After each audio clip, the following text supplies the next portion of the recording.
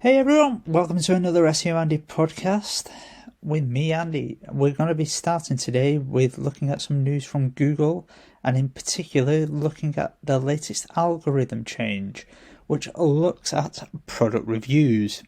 Now, we should clarify first that this is looking at written product reviews by you, the website owner, and not product reviews that are written by users on product pages.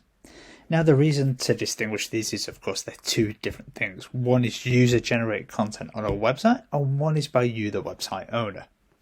Now, the update itself is not a update that looks at whether you're providing thin content, in which case you're likely to be picked up by other updates and penalised for writing thin and rather rubbishy spammy content, in which case you'll be penalised for that yourself, but rather looking at the quality of your content. And what Google is trying to do here is say that the quality of your content needs to be lifted. It should provide helpful details, the benefits of a product, for example, or criticism of a product equally, and it should give pictures.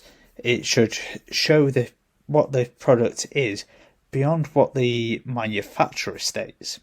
So, and you should also, if you're providing links to, say, a retailer, you should be providing them ideally to more than one retailer. So this kind of moves away from the idea of spammy affiliate websites themselves, just putting up manufacturer descriptions and saying, this is my review of it, or a manufacturer writing a bunch of content and people just spinning it and saying it's a review. Now, this is a really good move on Google's part because it really lifts the world of product reviews and distinguishes between the thin content, which it's already in the main got rid of and we don't see too many of them, and also then lifts it from the really rubbishy affiliate world to actually these are really deep and detailed product reviews that contain lots of information, lots of pictures, lots of videos, and the product reviewer's actual experience, probably with comparisons to other products in there. And actually, it's a different world entirely, as we know if you've ever seen a really good review, and it shows the expertise in that area. And this is another thing that Google talks about in this algorithm update when they first started talking about it a couple of months ago, was it's about the reviewer's expertise and authority in this area and the website having that expertise. So you might be a tech website, but suddenly if you're talking about another product that's way outside of your remit, you've got to show how that relates to this product. You can't suddenly plonk a review on there and hope that it's going to rank. It's just not going to do that because you don't have the authority unless you can relate it into your niche. So that's now been completed. The important thing to say is it took 2 weeks to complete and there wasn't much volatility in rankings at the start, so you may have thought you got away with this. If you do write reviews, go back and check your rankings. Now this, I think, finished rolling out the first week of April, so go and check. And if you have been affected, I would suggest heavily that you start writing better, deeper content with more images, more videos, show your expertise in a much deeper way, and probably link to more retailers and ultimately show that your consumer is number one in this. That's what this boils down to. The second thing that's come from Google this week is from an office hours, which is Google Webmaster Questions as it was, from John Muller, who answered a question around, can Google recognize if a piece of content has been written by AI, and more importantly, does it class as spam and will you get a penalty?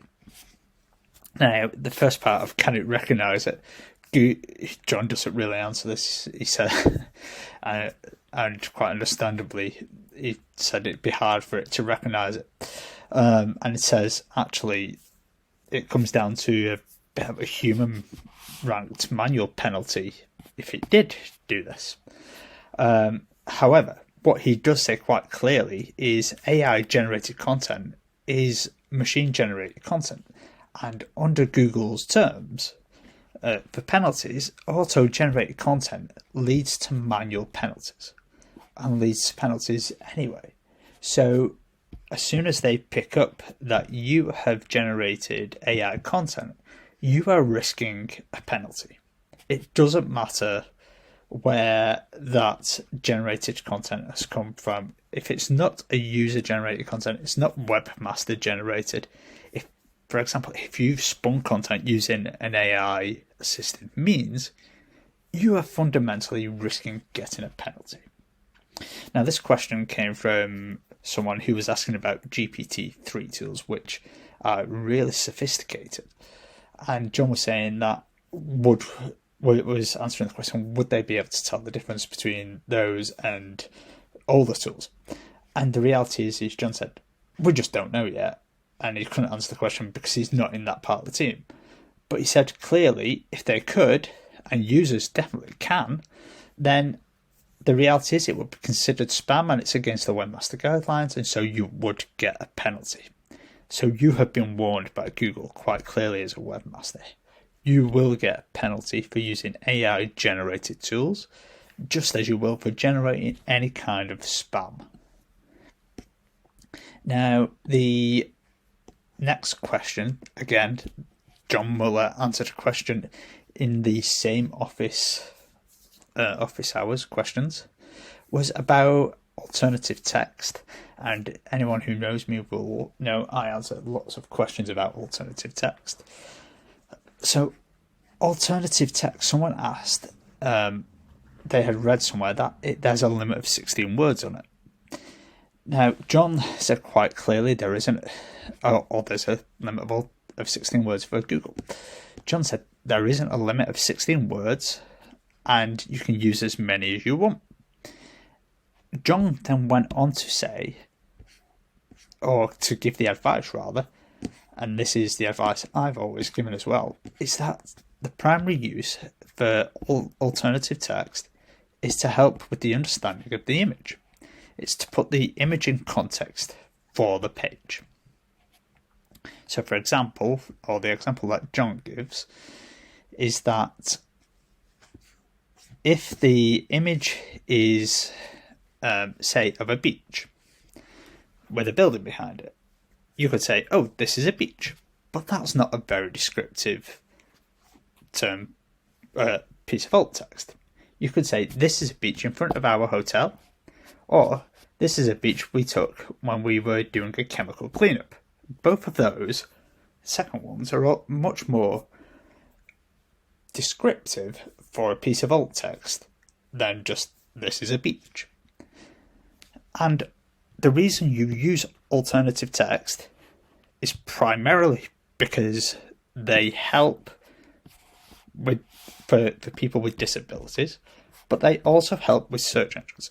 And John says that Google Images uses alternative text to help rank images. And that's the important thing here. This is used for Google Images. So there you have it again from Google itself. And the final thing I wanted to talk about today is that this is something lots of people missed, is that at the end of February 22nd to be precise, Google started slowly rolling out for desktop,